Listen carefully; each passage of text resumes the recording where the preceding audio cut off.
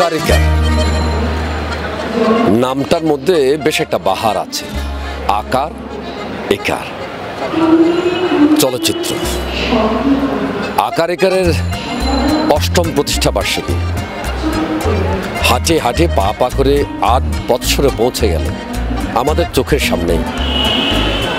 আমাদেরই ছোট ভাই বন্ধু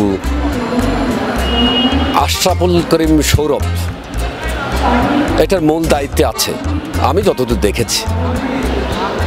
আগামী ১৭ মে আকারিকারের দুটি চলচ্চিত্রের প্রদর্শনী হবে।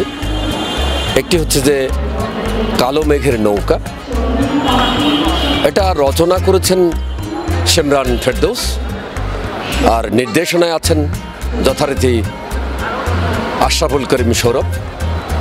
আরেকটা হচ্ছে নোলক, রচনাকারী একই, নির্দেশনা পূর্বের চল। আমার ওদের কাজ ভালো লাগে, ওদের একটা কাজ আমি দেখেছি। আপনাদেরকে অভিনন্দন দর্শক, আপনারা আসবেন, ওদেরকে উৎসাহ দেবেন, আমরা থাকবো আপনাদের অপেক্ষায়।